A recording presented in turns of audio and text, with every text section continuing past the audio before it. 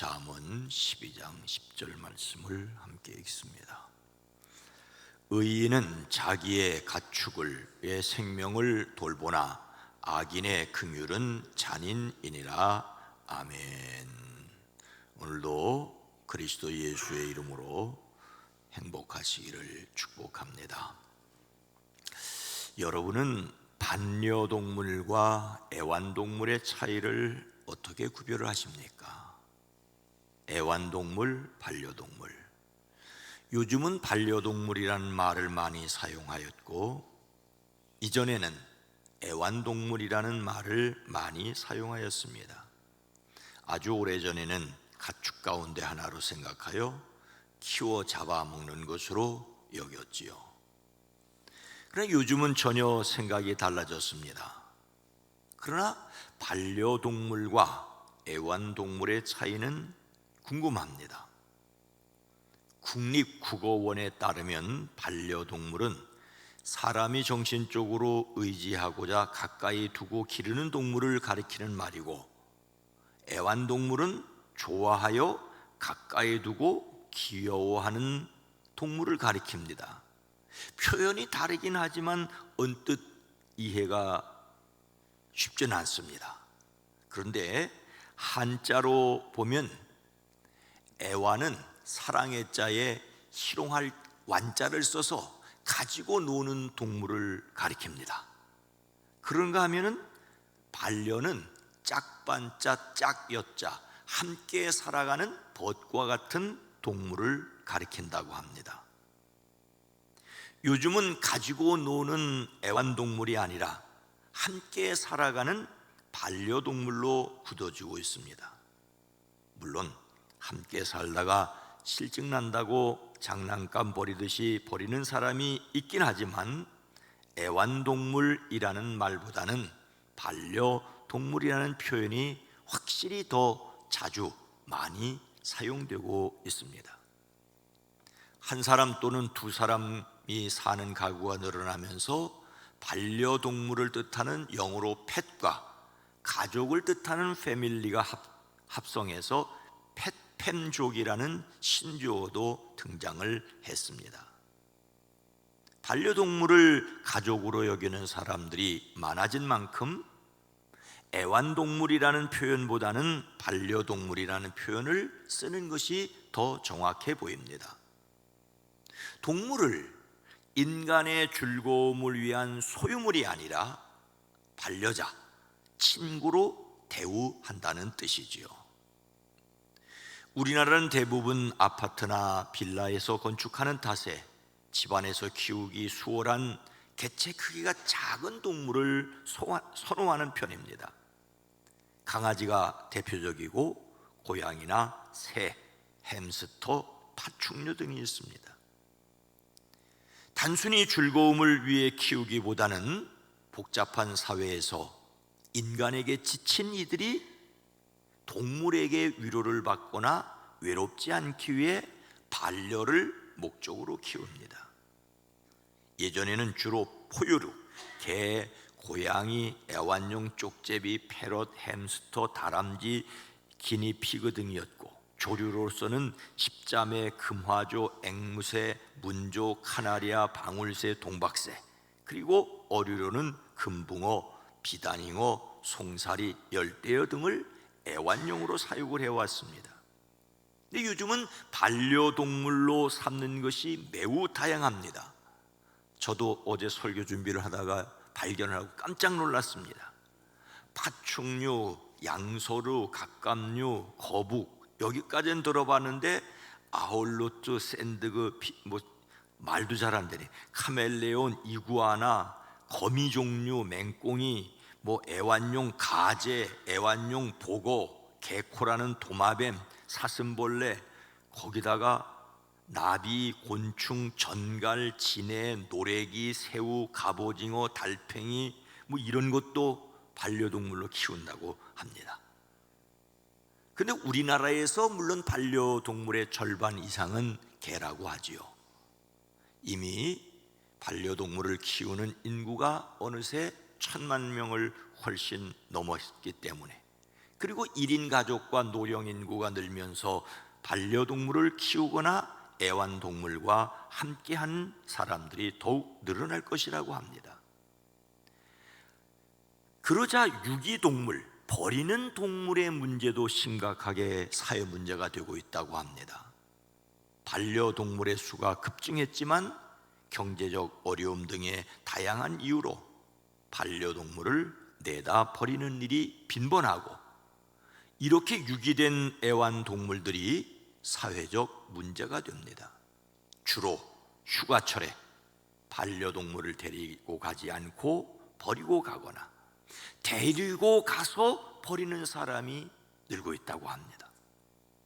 제주도에 우두커니 주인을 기다리고 있는 개들이 길가에 많다는 뉴스도 들었습니다. 동물 학대도 늘어나는 추세에 있다는 말이죠. 그렇다면 성경은 이런 동물에 관하여 무엇이라고 말씀을 하고 있을까요? 하나님과 바른 관계를 맺고 사람들과 친밀하게 지내는 사람은 자기 가축에게도 어떠하다고 하십니까? 의인은 자기의 가축의 생명을 돌보나.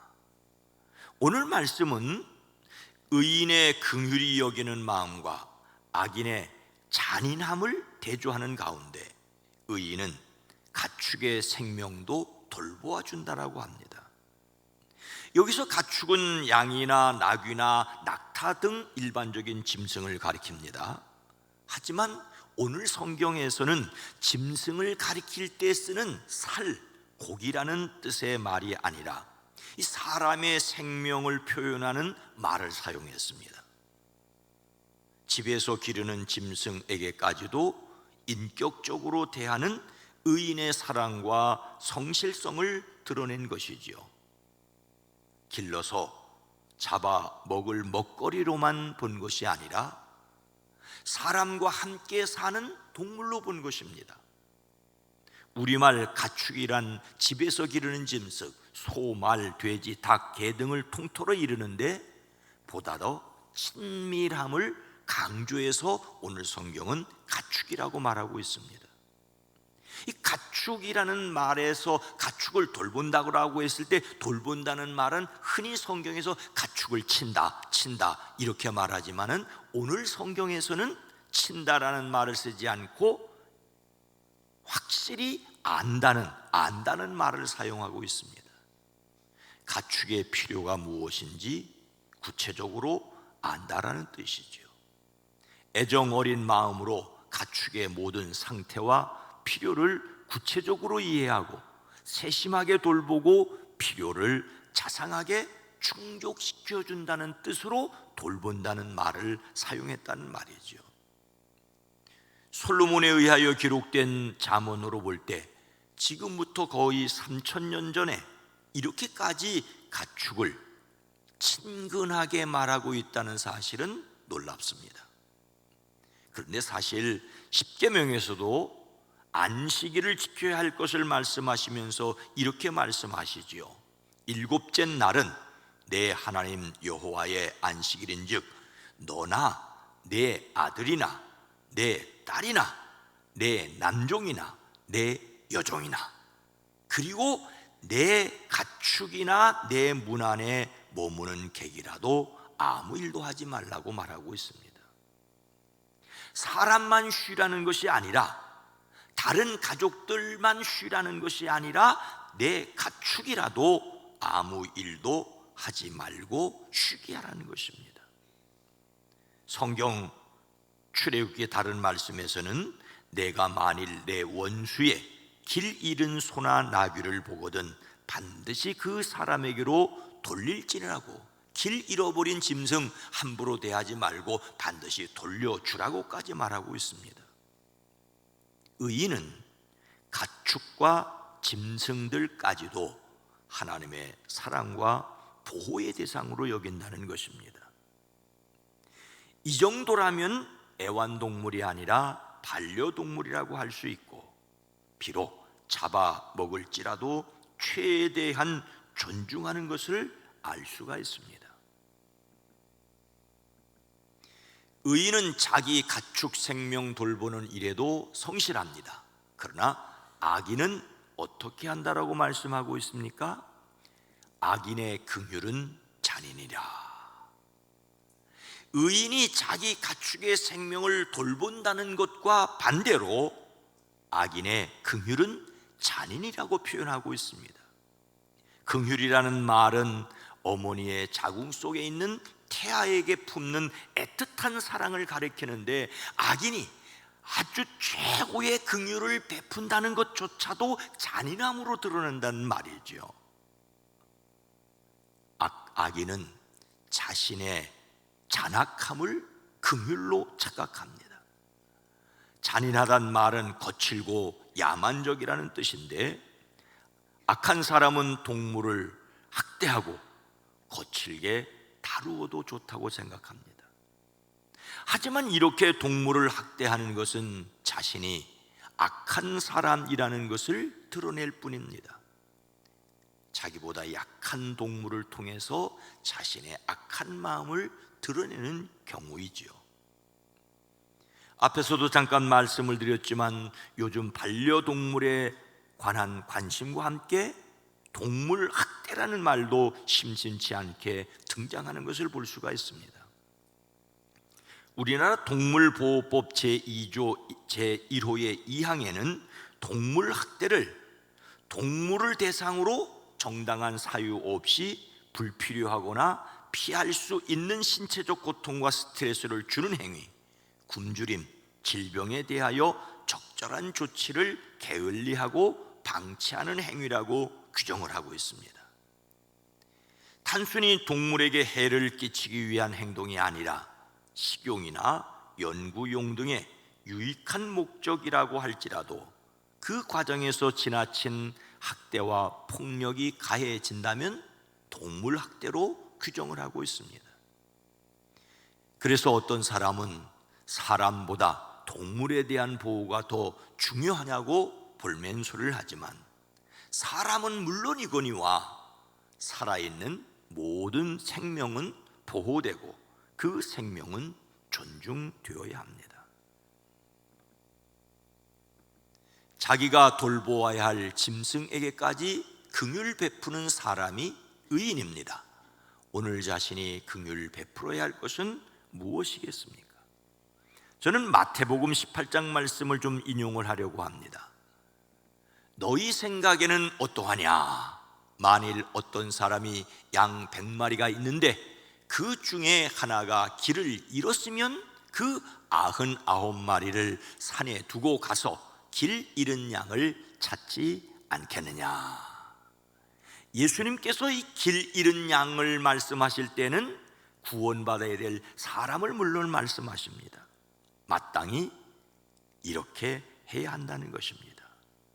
웃자고 하는 소리일지도 모르겠지만 우선순위에 있어서 집안 어른이 집에서 키우는 개나 고양이보다 아래라는 말이 있습니다. 어떤 경우에도 사람에 대한 존중은 지켜져야 합니다. 가족을 소중히 여기지 않으면서 동물을 소중히 여긴다는 것은 참 안타까운 일입니다. 하지만 사람과 같은 정도는 아니라도 또한 동물의 생명도 존중되어야 됩니다. 예수님을 닮는 성품으로서의 감사는 하나님의 능력으로 물건을 잘 간수한다는 것도 포함하고 있습니다. 모든 생명을 잘 돌봐야 합니다. 그래서 살아있는 모든 것에 감사할 수 있는 사람들이 되기를 주의 이름으로 축복합니다.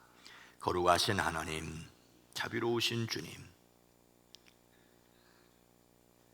살아있는 모든 것들이, 아니 돌멩이 하나도 다 하나님께서 만드신 것이라는 것을 알기에 함부로 낭비하는 것이 아니라 적절하게 욕심을 버리고 잘 활용할 수 있게 하옵소서. 다스리라는 말을 오용하여 마음대로 해치도 좋은 것으로 생각했고 더욱더욱 사람에 대한 생명을 가볍게 여기는 끔찍한 전쟁이 계속되어지고 있는 가운데 있습니다.